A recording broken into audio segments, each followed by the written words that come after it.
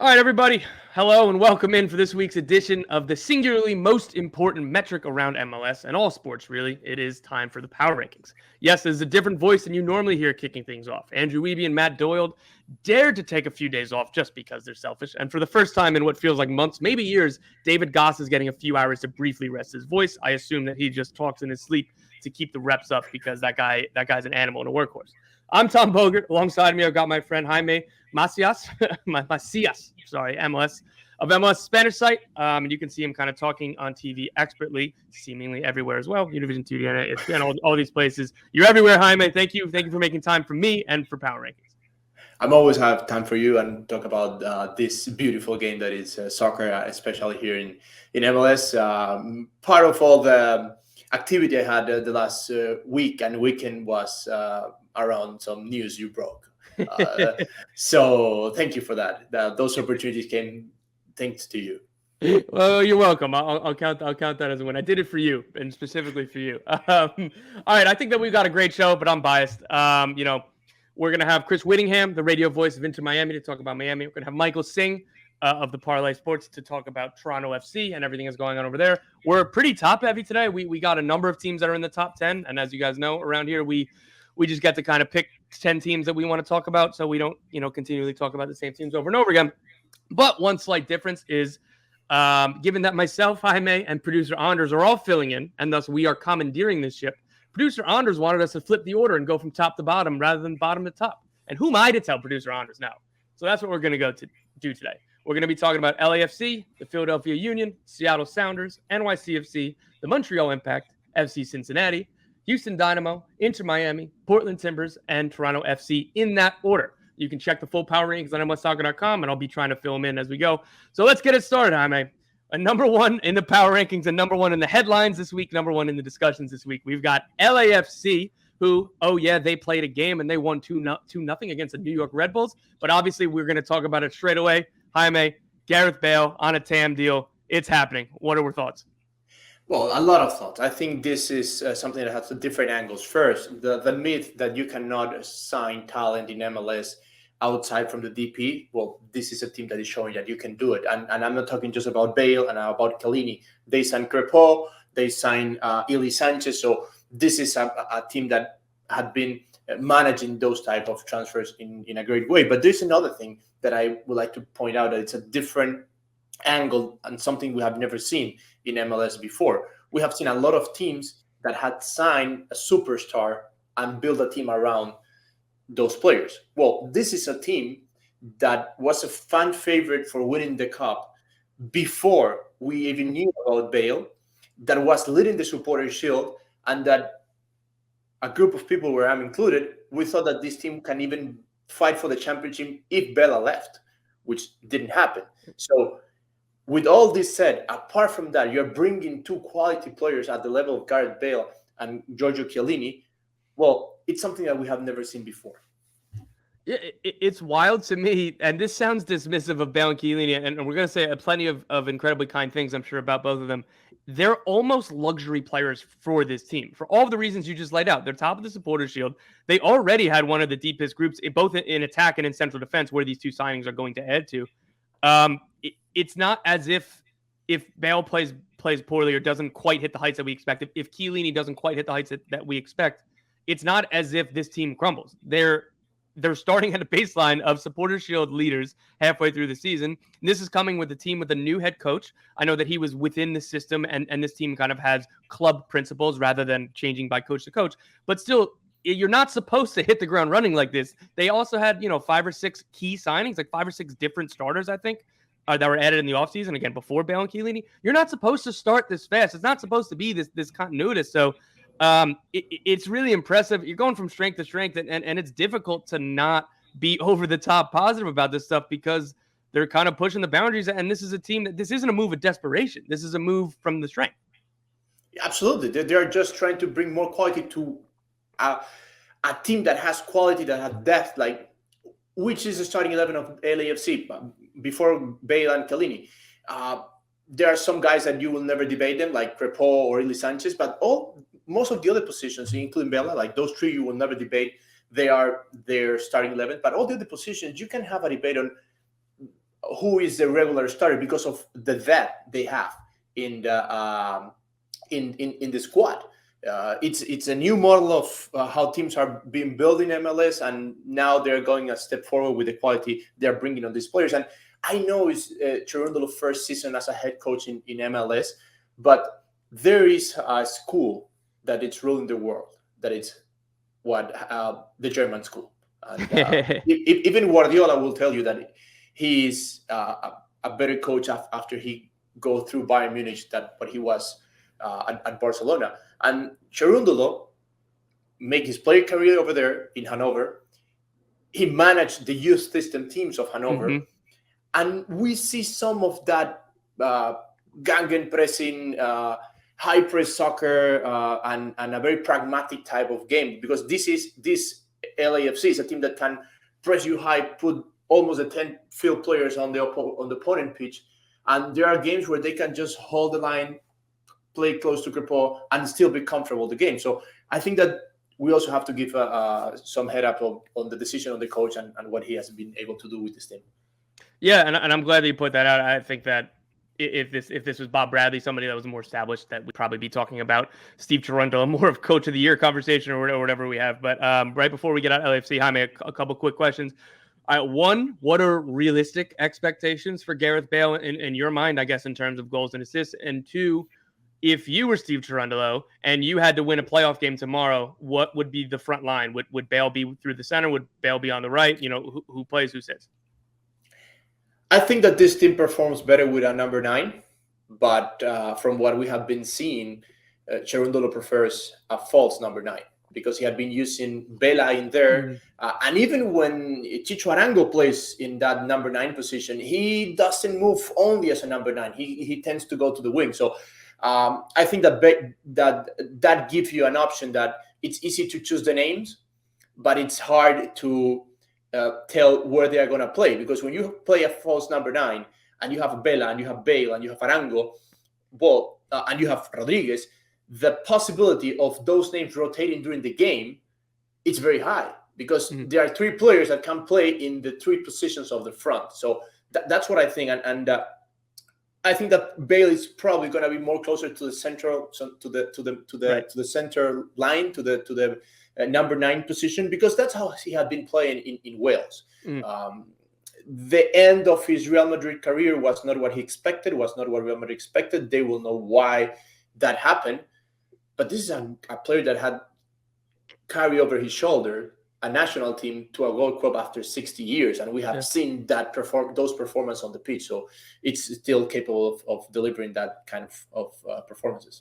I was hoping that you're going to come out with the hot fire and saying that he needs to earn his spot. If there was a playoff game tomorrow, I would start Brian Rodriguez and Chico Arango instead, but that's okay. I think you made the right call. All right, moving on to number 2 in the power rankings, the Philadelphia Union. They're coming off a 2-1 win over New York City FC. That was even by MLS standards, even by MLS After Dark standards, even though this was a game in the evening, it was pretty crazy. After the 80th minute, there was an athletic trainer sent off. There was 3, I believe, VAR decisions in which either led to a penalty or were deciding against a penalty, one of which in the 9th minute of stoppage time that could have given NYCFC a penalty to possibly tie the game. But after all the craziness, after all of the wrestling characters of the trainer getting sent off and high-fiving the crowd, this is a delightfully Philly moment. This is a perfectly Philly moment. Maybe I should rephrase. It was a crazy game. I'll let you take it from here, whether you want to go to the serious soccer side first, or if you want to kind of talk about everything that was in terms of an athletic trainer getting sent off. No, let's put some of the soccer thoughts first. There's something we say sometimes in Spanish. There are teams that has more better performances and points, and I think that Philly is one of those. Like the lack of quality on the final third, and it's something that Jim Curtis have also said, does not reflect on the scoreboard. By this mean in the standings what this team is capable of produce on the pitch. This is a team that plays way better than the number of points they've got until this point on the season. And when you see around the teams that are going to fight for the MLS Cup or the Supporter Shield, you're talking about Luquinhas, you're talking about Ruiz Diaz, you're talking about Gareth Bale, Carlos Vela, You're talking about Romel Kyoto, and all those names are above what Philly can produce in front of Roma Gazdag. Kyoto is, but your point stands. Yeah, so all those names are above from Mm-hmm. anything Philly can put in front of Gazdag. So they depend so much on what Gazdag can produce on goal scoring capabilities. And at the end, yeah, he scores a lot of goals to be a midfielder, but he is not the finishing guy on this team, or the team is not designed for him to be the finishing guy. Yeah, and I think that that has kind of showed itself in the draws they picked up recently. When they, as you said, this is a team that's performance were kind of outpacing what their points and results were getting. But like you look at this team, and this, I've been saying it since preseason that this should be a Shield favorite because they have a coach of the year type coach. They have best 11 talent at goalkeeper, both center backs, left back, defensive mid, and they were adding a couple more pieces in attack. So I still think that there's plenty of time for, like, again, Mikel Ura, I'm not ready to write him off as somebody who isn't good enough or whatever. And Julian Carranza, I still think fits this team so perfectly. If Ura is starting to score more goals, which again, it's entirely too early to write him off, then like, again, this team will continue to be one of the best in the league. I'm going to steal a line from J. Sam Jones in the power rankings. He put it as perfectly as anybody could. You may not like it, but this is what a peak Philadelphia Union performance looks like. And I think that's perfect. Absolutely. This is a team that is solid in all the lines. And you know what? This is a team that won the Supporter Shield in 2020. And that I think that they got exhausted to the playoff and they lost in the first round. Last year, they lost against New York City with C squad because of that the number of players that got COVID just before that game. So what my question is, like, let's hope that these situations push them forward and not let them down. Like when you go to your mind and you try to find why you haven't been able to achieve something more important or go forward. Well, when you go back to these situations that are pretty abnormal situations, they push you forward and not hold you back, because this is a team that every season have been fighting to the top, and for different reasons they have not been able to make it. Weird reasons, not common reasons, and staying with that, I don't know if the way they lost against New York City last season is what pumped up this rivalry that we saw it on the pitch. Apart from this, they won in Yankee Stadium at the beginning of the season. So there is a history between these two teams. Yeah, rivalry is a good point. And look, I love any June game that gives us a playoff vibe. I love it. I'm here for it. I think that that's going to be a fun one to watch. And I think that we'll see these two teams deep in the playoffs come October, November. Moving on to number 3, the Seattle Sounders. They picked up a win 3-0 against Sporting Kansas City this weekend. Will Bruin scored. It was a pretty dominating performance from Seattle over visiting Kansas City. The only bad news that kind of overshadows it, earlier in the week, it was announced or given out by Brian Schmetzer that rising 16-year-old star for the Sounders, Obed Vargas, has a stress fracture in his back. He'll be out a while. It's unfortunate. He's a really bright star. He was probably going to join up with the US U20s as well. Hopefully we'll see him back before long, and hopefully we'll see him back to his minutes. But again, we're in the summer of Seattle. This is a team that correctly was prioritizing the CCL run, became the first MLS team to win the CONCACAF Champions League. And I think that we all expect them to rise up the table and get at least a home playoff game. And they're already only 3 points off. They have a game in hand. They're right in the thick of things. I think the sky's the limit here, right? Absolutely. This is a team that their place in the standings does not reflect what they can do on the pitch, because they rotated a lot at the beginning of the season because of CCL. They missed some games.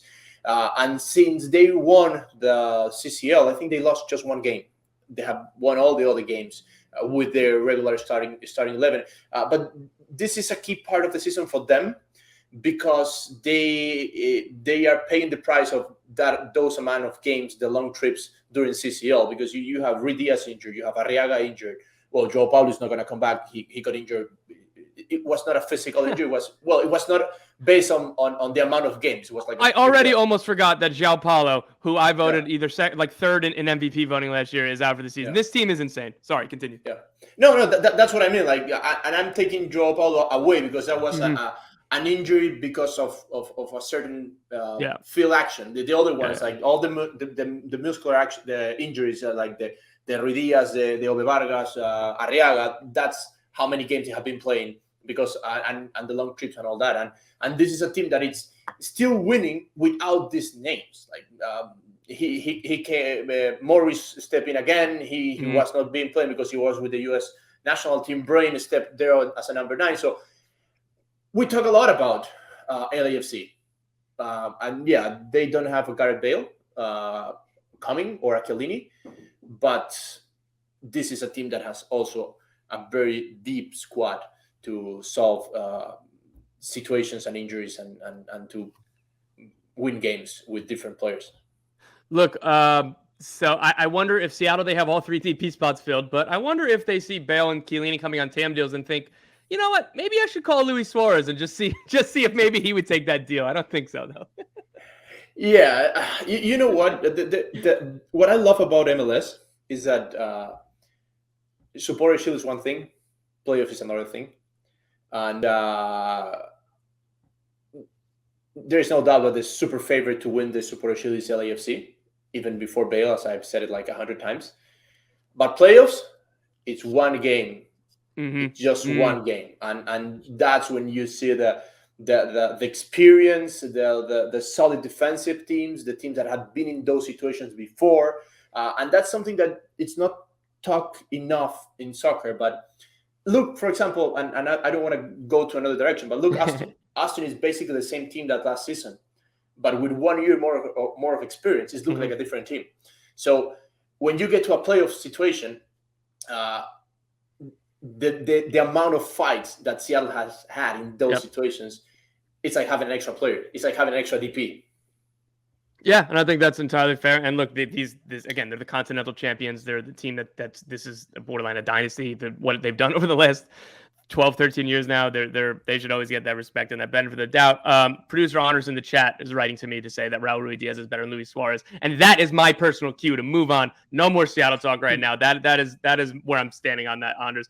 To number 4, New York City FC. We were just talking about the other side of this result, the 2-1 loss at the Philadelphia Union. NYCFC are still at the top of the Eastern Conference, I believe. No, they just dropped below Philly, but they have a game in hand with 2 points back. Anton Timmerholm came back, and this is a guy who's a best 11 caliber right back. He's somebody that will be their starting right back if everybody's healthy and he's back to fitness. So that was a positive sign. You always love to see that. He earned the PK for NYCFC at the end that almost that tied the game before they kind of gave up the game-losing goal later in the game. With this team, are you worried right now under interim coach Brian Cushing that they're, I guess, not picking up these points? I know it's only been 2 games or whatever, but this team, I think, is so excellent that there aren't a lot of other ways to talk about them other than to, I guess, just ask the question, is there any worrying signs through the coaching change? Yes, and it does not have anything to do with Cushing, my words. It's just like situations like when you are in a winning streak, when you are at that top of the wave and your manager leaves, it's very hard to start again. It's very hard to swallow that, because there's a big difference when a manager leaves and you are losing and the team's not performing and the dressing room is broken. When that happens, fresh air is coming in, everybody's listening to new ideas, and you're starting from scratch again. When the coach that has taken you to the best moment on the club history, the best moment of most of the players' careers, to start again with somebody new, it doesn't matter the name, because that's what I'm saying. Nothing to do with Cushing. It's just the situation he's finding himself in. It's very hard because the players are humans. You start doubting. Yeah. You start doubting, and when things are not coming your way, you're thinking, oh, with Ronnie, we will be doing this, or we will solve this situation in a certain way. So it's very hard to go to a winning team as a coach in the middle of that winning momentum. I'm glad that you say names don't matter, because I can't believe yet again I've gotten conflated Nick Cushing and Brian Cushing. Brian Cushing, a former linebacker for the Houston Texans at some point. I did this. I get in my head with these. It's not even like, if I half think it once, I'll never have confidence for a while. Like, I've only just been 100% sure when I say Phil Neville. I didn't accidentally say Gary Neville, so that's just on me. I think that's pretty classic. This is what you get, MLS, when you bring in the reserves. I'm not Andrew Weeby, David Goss, so this is what you get. But yeah, so again, I think the other conversation with this team, again, it doesn't have to do with what they're, because I think that they're just so excellent. It's looking forward, and the looming Tati Castellanos question is there too. Like, if they lose Tati, as again, I figured that he was going to be gone in the winter because I think he's such a good player, and I think that 15 million is eminently reasonable of an asking price for a player of his profile, his resume, his ability. I would have assumed he was gone then. He didn't leave. No offers came in for that. I would assume he's gone this summer, but nothing has come in yet. If/when he does leave, they're probably going to need to sign another center forward, even if not just in like a starting caliber, but just to make up bodies, because Hebert, I think, would be the only natural center forward, unless you want to start pulling Talles Magno out from the wing and take him out of his best position and put him into a secondary spot. I think that Talles Magno can be shaped to Castellanos because I think Castellanos end up being a great number 9, but he start playing not as a sole number 9. He plays around. The only thing that I'm sorry to cut you off, but just that like Tati was playing not as a number 9 when he probably should have been playing as a number 9. Yeah. And I think Talles is a winger that like you'd be kind of taking him out of position. Like he can do that. I'm with you there, but I think that those are different circumstances. Yeah. What I mean is like they have been trying to sign Gabriel, Talles Magno, like different players. Say, okay, none of these players is Tati, but let's build them to be closer to Tati for when he leaves. That's another thing. Like players have goals. They want to grow, and it is not a comparison between leagues. Like every player like wants to play in Europe, wants to play in Manchester City, wants to play in Real Madrid, wants to play in River. And yesterday, Maxi Morales talked about it. He talked in Argentina radio, like how motivated was Tati on playing for River Plate, and that didn't happen. So at the end. Performance for me it talks very, very good about Castellanos, that with all the frustrated transfers he's still performing as the way he's performing, because it's very easy for a player to not be able to be focused on the game and perform as they should with all the things going around their head. Yeah, that's fair. Yeah, he's been a consummate professional. And again, there was, from what I've heard, from what people have heard, just from common sense, like there was when they turned down the $4 million offer from Palmeiras in 2021, the promise was pretty much stay for one more year and then we'll sell you. So the fact that he's playing at this, he's clearly bought in, he's clearly doing all the right things and working hard. I think that I'm glad that you said that. It's a really strong testament to him. Moving on for NYCFC, and finally not going in sequential order in the power rankings, we're jumping up to number 9 with CF Montreal, who won without Djordje Mihailovic, beating Charlotte FC 2-1. The obvious caveat, though, is Charlotte had 2 players injured, 1 player in the process of transferring, and 10 players in health and safety protocols. So it wasn't exactly a first-choice lineup, but hey, CF Montreal can't control that. All they can do is go out and win. It was, I guess, an important 3 points and an important way to get a couple goals without Djordje, because I think the team's biggest pitfall is they don't have a high-level, consistent talent like Djordje, particularly in terms of chance creating in the attack when he's not there, and he's injured. And the latest reporting is that another 4 weeks or maybe another 3 weeks, something to that effect. So you're going to have to figure that out. And there's always the possibility, if not probability, that he will be in Europe at some point, and they need to have a plan B and not just rely on Djordje Mihailovic. And this is a team that I think, like I'm doing just a quick math, but this is one of the teams that has more players playing this season together with the national teams. Like the Canadian national team, the team that most players use is Montreal. Alistair Johnson, Piet, and company. Kamal Miller, who is injured. So then you add CCL, you add the beginning of the season. So they rotate a lot of players for the cup game in midweek. So they were, and that was a surprise because the CCL road for the Canadian teams it's the Canadian Championship, not MLS. But even though they rotate, yes, but we're in a point of the season when the medical staff or the fitness coach comes and say, hey, coach, if we play this, and that guy, they're probably gonna get injured. So you are depending so much on what the fitness coach tells you on how fit the players are. So I think that something like that happened with Montreal in that midweek game because they were prioritizing this game against Charlotte, where they end up winning. There's some reason, and that's going to give another show, but for the teams from the north of the continent, they struggled a lot at the beginning of the season. I don't know if what it was because the training was in the cold weather, because they had a very loaded away calendar at the beginning of the games. So they also had a lot of trips and long flights. So what Wilfred Nancy had been able to do with this team, this is a team that I, from a romantic point of view, how the team play, I love it. I like very much how Montreal play. And bringing back Torres, even Mihailovic is not there. The team is again in this MLS rhythm. Yeah, pointing to the romantic side, like they try to play good soccer. Nancy's been a phenomenal coach. Like he got a little bit of coach of the year buzz last year, and I think that just comes from expectations too. Like nobody really knew who he was outside of Montreal or outside of like real people inside the game. He was an assistant coach. Thierry Henry, the big superstar, leaves a week before preseason starts, and Nancy gets a job. And he did so well. And with their depth, I do think that they have good depth. They're able to kind of put in, particularly in the midfield, they have some kind of homegrowns to offset with Samuel Piet and Victor Wanyama. But it's the high-end talent is still the problem for me. Like Kai Kamara, MLS legend, he's like 36 or 37 right now. He's just playing in Sweden for a year. I love him. He can't be your starting number 9 in the playoffs. Like I know that Mason Toy's injured, and that's the plan A, but he's been injured for on and off a lot over the last couple of years. He hasn't been all that available for Montreal, save for the beginning part of last year when he actually looked like the price they paid for him. They have open DP spots, and they have ownership that also owns Bologna. I would just love if this team dipped in and looked around and been like, Wanyama's playing at a best 11 clip. George is playing at a best 11 clip. We have a lot of good role players. We have Alistair Johnson, Kamal Miller.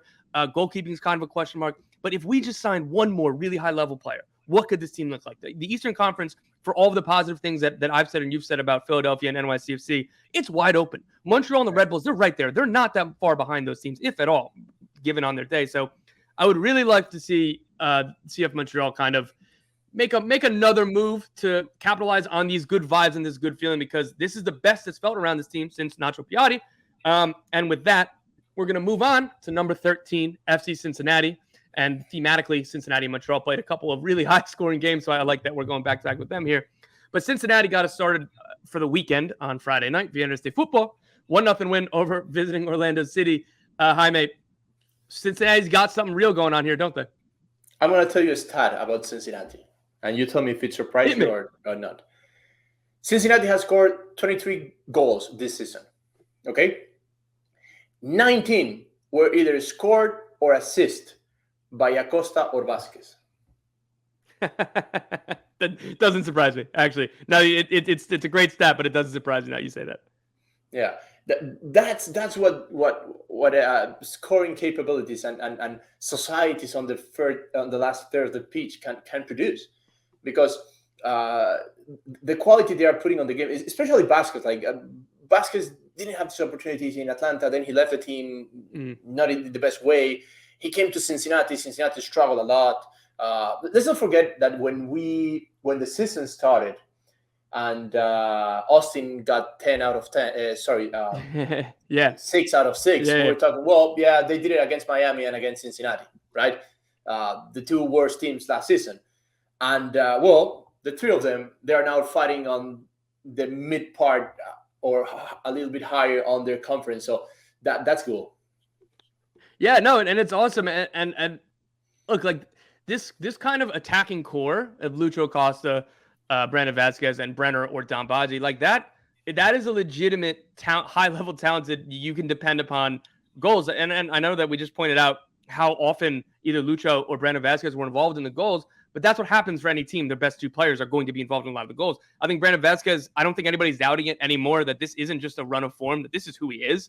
And that's legitimately him and Acosta, I guess, even though Acosta was much more expensive. Brandon Vasquez is legitimately the best value for addition in the first 3-4 years of this franchise. Like they really struggled. They have all of the wrong decisions they made. Brandon Vasquez was the best one.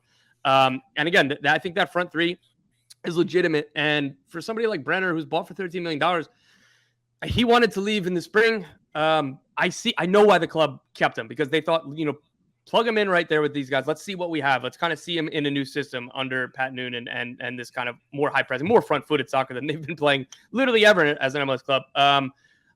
I wonder if they're going to decide that maybe having an open DP spot is more important than trying to recover kind of the value or recover, the potential or what could be with Brenner this summer. So I think that that's going to be my thing to watch with them. But look, with this little core that they've built, with the performances they have, this is legitimate. I don't think that they're going to sacrifice long-term assets for like short-term goals of just desperately trying to make the playoffs or something. But I don't know. They proved me wrong. This rebuild has happened a lot quicker than I thought it was going to. Absolutely.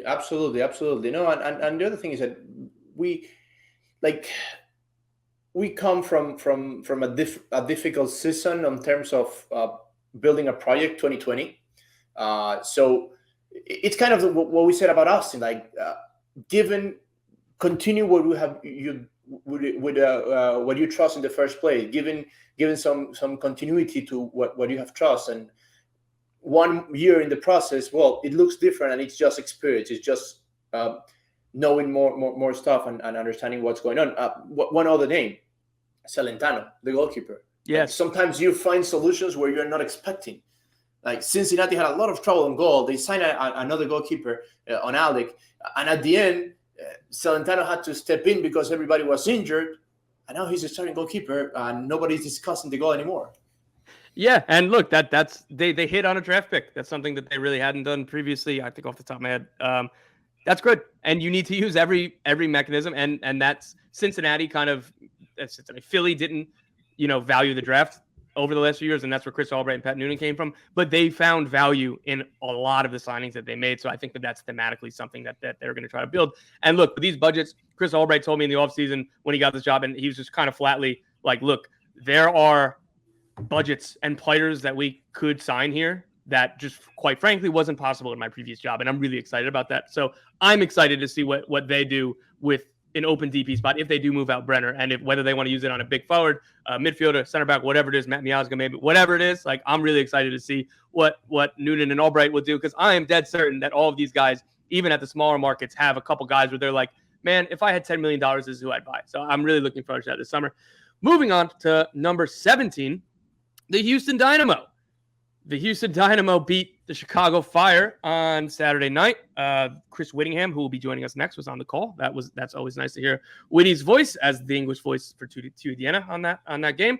It was a ho-hum win, and there's not a lot to talk about in terms of big picture stuff. There's not a lot of big performances we didn't know about. This isn't like a statement win. This isn't oh my God, like Houston are here. But these are the wins that help get you to the playoff line. You beat the teams you're supposed to beat at home, and Hector Herrera's coming soon. Yes.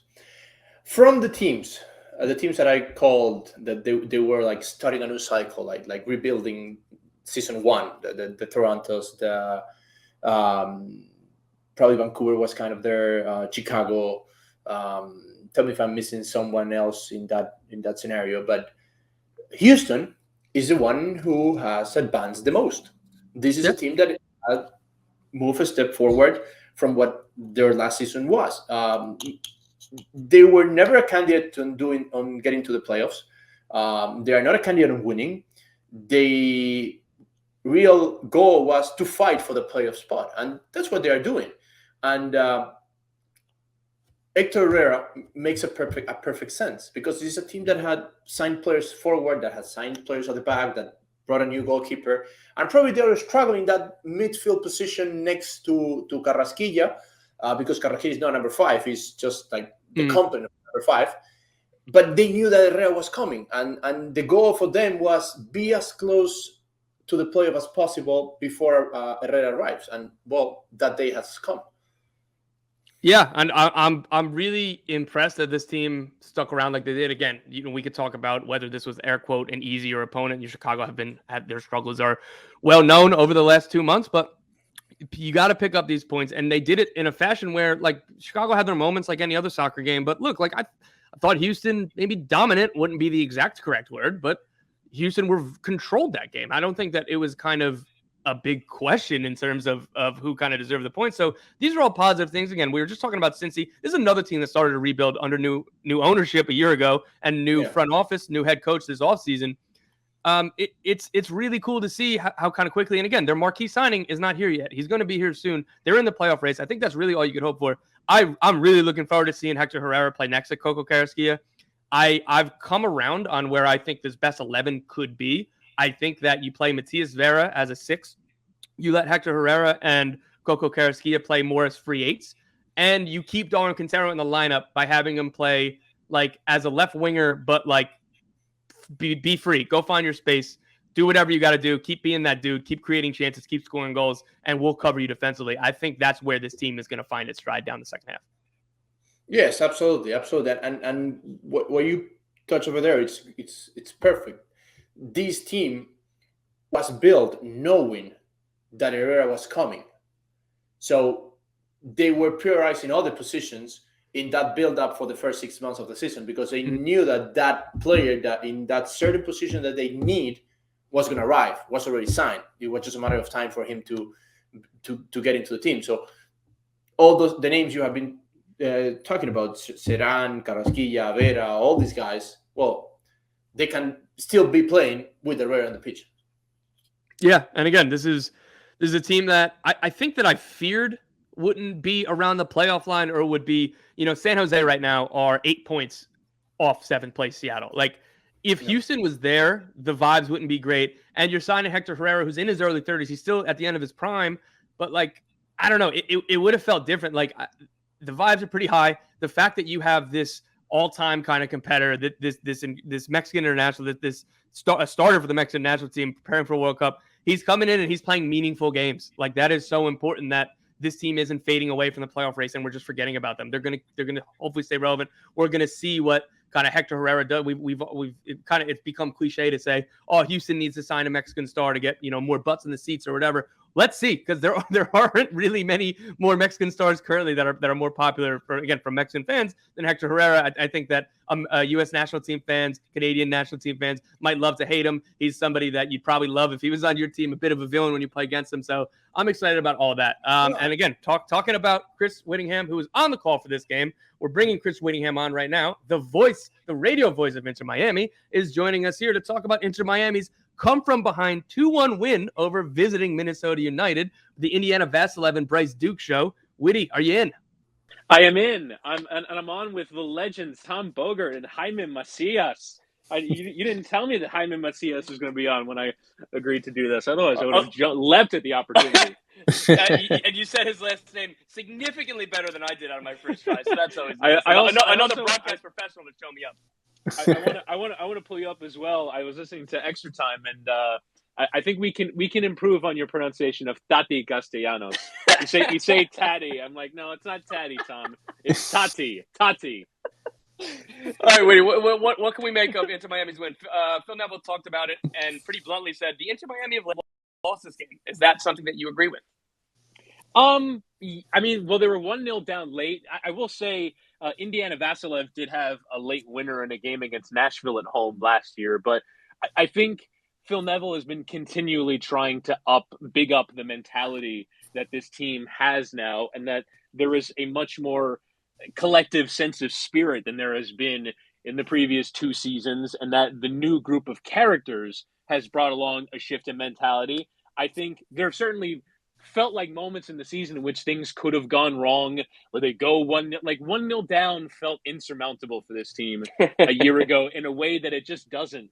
And even I was following the progress of that game while calling the Houston match, but you even felt like when Minnesota goes 1-0 up, I still have that pit in my stomach. I'm still not fully over it. And the fact that Vassilev comes on 83, scores on 87, scores again on 90, it was one of those moments like, all right, well, it's not always same old Inter Miami just because they concede a goal. Like, they can find a way back into the game. They have options to bring off the bench. So, yeah, I do think it is indicative of a different and better Inter Miami. Chris, pleasure talking to you as always. And the only legend here is you. Let's go a little bit behind or a little bit back with this Inter Miami. Like, we met at the stadium at the beginning of the season. The team was not looking good, and after that defeat against LAFC, Neville was very vocal about what he needs from his quality players. And now, apart from DeAndre Jetlin, the starting lineup for Miami, there are names that were not like these bright stars at the beginning of the season, that nobody trusts them very much. They found another goalkeeper. They have solidified the wingers. They had Campana and Solid. What was that click point? When does the team change? And how would you describe what Inter Miami is today as a team? Well, I think it starts when Leo Campana comes in from the start, and the way that he has played that position, even, this past Saturday, getting a golden chance that I was stunned that he didn't put away. Dane St. Clair has been tremendous in goal for Minnesota, ended up denying him from point blank range. But it's still that shift in mentality and the way that the team just came together around it. And in some ways, you mentioned, Jaime, that moment when Phil Neville talked about, our big name players versus other teams' big name players. I think that's the vocalization of a frustration, which is totally fair. In that when you look at, teams around the league, when they get big performances from their DPs week in, week out, it does make life easier on a manager. It does make life easier, period. And so you can understand looking around the league and going, well, this team is getting this from this guy. And so far, our DPs, which at the moment, there's only one on Inter Miami, in Gonzalo Higuain, as you struggle for fitness, and they haven't gotten a ton of production. But I guess in the moment in which you de-emphasize how important getting DP performance is, do you only then unlock what is out there in the rest of your squad? And that's basically what's happened. Is Leo Campana, who the players union reveals is only on $84,000 from Inter Miami. I know that Wolves are contributing some money to that loan, but on the MLS budget isn't taking up a huge chunk. And you have other players, like you mentioned DeAndre Yedlin as right back. He's probably the highest paid of the bunch, but Drake Callender started the season as third choice goalkeeper. Bryce Duke was a young player who was meant to come along and get some minutes. All of a sudden is into the team of the week this week and has been incredibly influential and creative in this team. And you only allow those players to not just have a role in the team, but assume responsibility when there isn't really that key figure that's commanding the attention and is the center point of the attack. And I think it's gone from a person or individual focused attack to everyone in the collective realized their role within it. And it's only allowed Miami to kind of take off. And I'll be curious now, if Miami go in for a DP in this summer, or Higuain becomes healthy and ends up starting, what ends up happening with those guys and how they are able to orient around bigger, I guess, reputation pedigree players. Yeah, and that's a good transition, Witty. And I'm just going to go for one more last one quickly here on that either DP spot, or I know ESPN, the broadcast at one game said that maybe they'll go for a couple TAM players. I had reported that the Mario Götze stuff, the interest was real. They had a scout there. They had talks with him, but he wasn't their top target. I'm very curious to know who that top target or who the other targets are. If you were kind of in the driver's seat, and quickly, what would you do with that final DP spot? It's interesting because I think, obviously Inter Miami have an option to buy on Leo Campana. You'd have to imagine he's a center forward that you want and eventually get money for in the future, or just have him be a focal point of your club. So I probably wouldn't go striker. They've certainly have gotten a little bit carried away at times in the past with signing too many strikers, and you end up not having that one clear option. I think right now, if I'm looking at the team, it's hard to say because he's a 20-year-old or 21-year-old homegrown that you traded $100,000 for from LAFC. But I wouldn't want to displace Bryce Duke from his position by saying go and get a number 10 and you don't get to see his skills. I think it's going to have to be an attacking position, whether it's on the wing or in that creative midfield area, whether it's someone that can play with Jamota and Gregory and Bryce Duke can play a role from within that, or if it's in a wide position.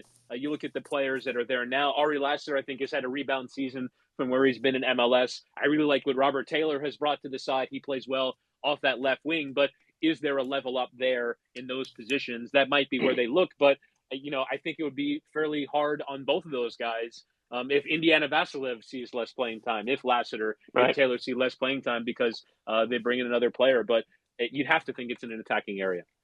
Witty, I think that was perfect. I appreciate the nuance, but I am slightly disappointed that you didn't just say Lionel Messi and leave it at those two words and then just kind of dead fish me. Witty, man. All right, that's it for my good friend Chris Wittyngham. Chris, thank you so much for joining the program. He said goodbye. He didn't say goodbye. It's all right, Chris. I won't forget that, Witty. All right, moving on. I did say goodbye. What do you mean? I'm kicking you out. Get out of here. Now gone. All right, guys, moving on. Number 19 in the power rankings.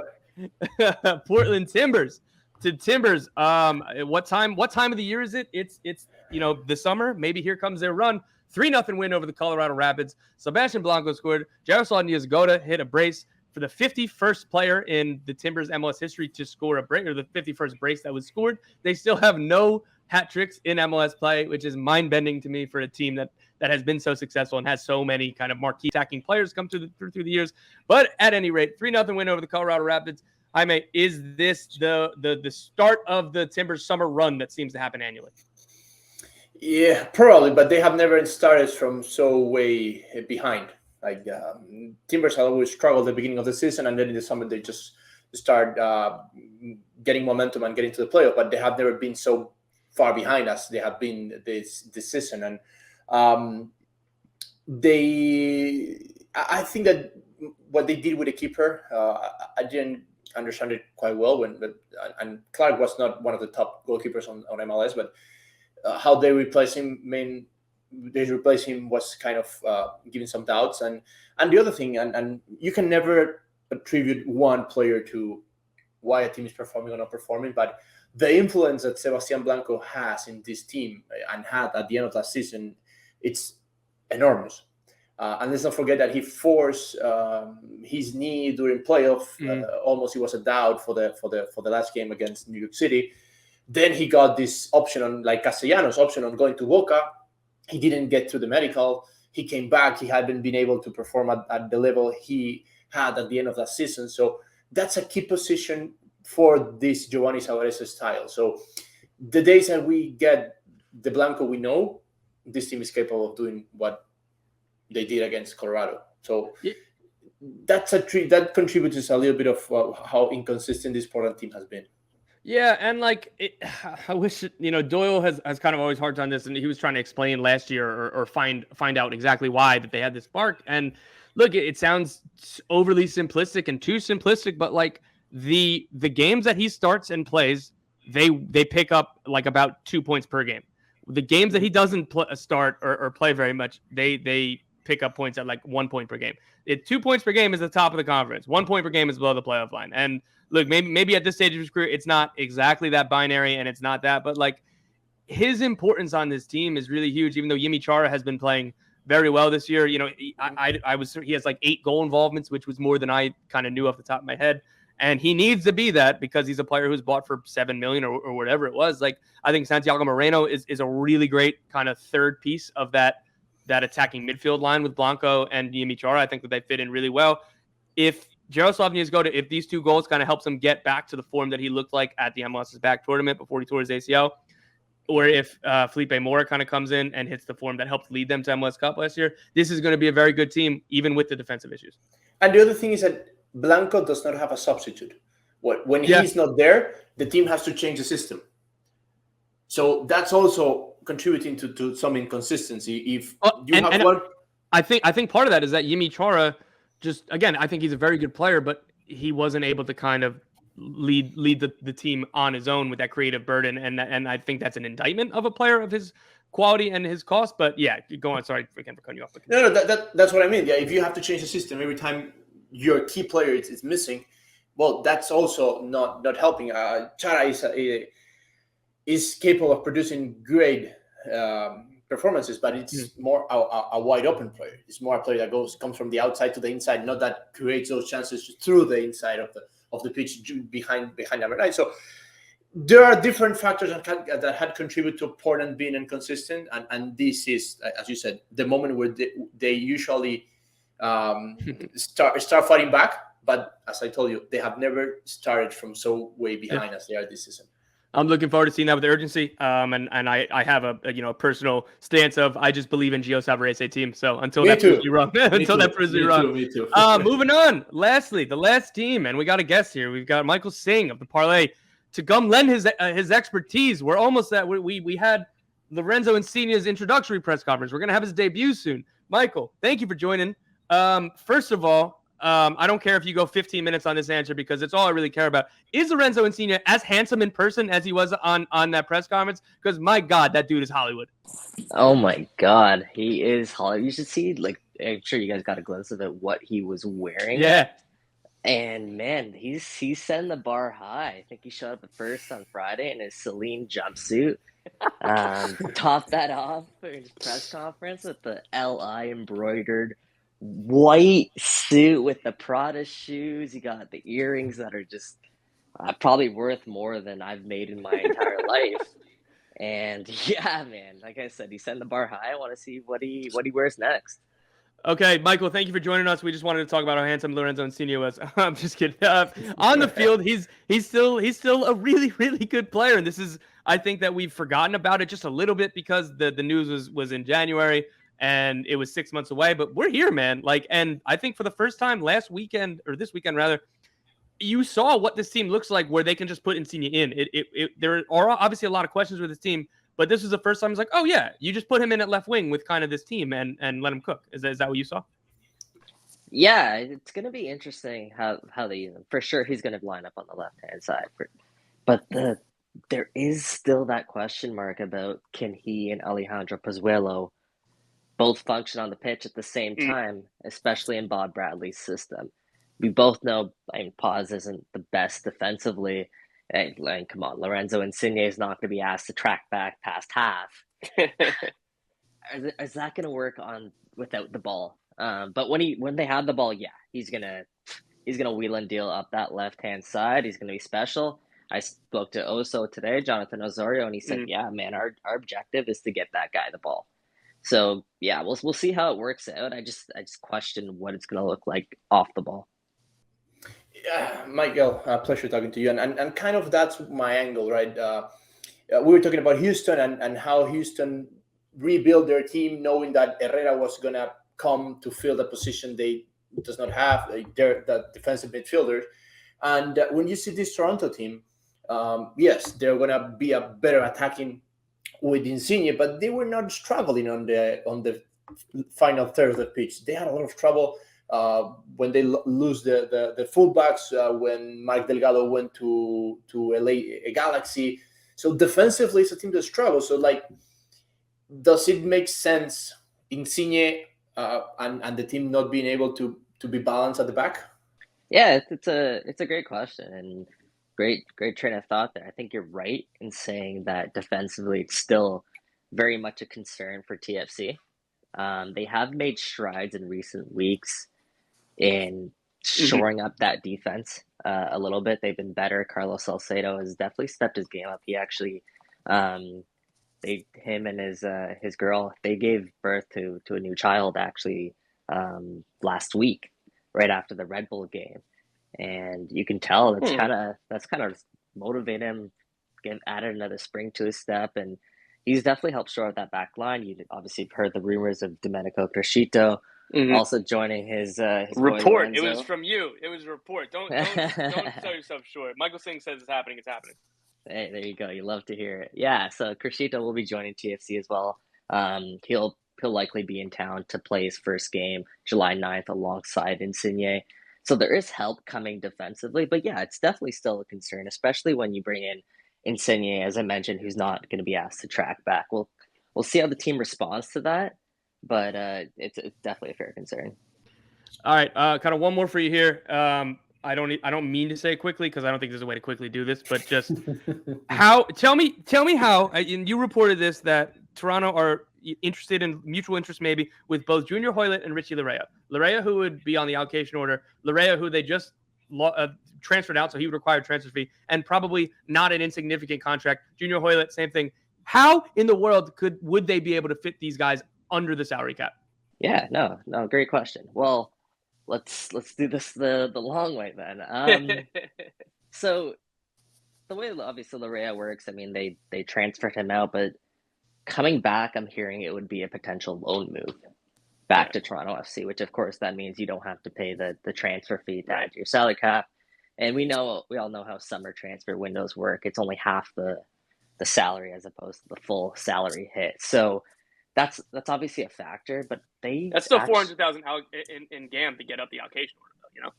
Yeah, exactly. So there is that price that they're definitely going to have to pay, which is why they're struggling with this move, why it hasn't happened yet.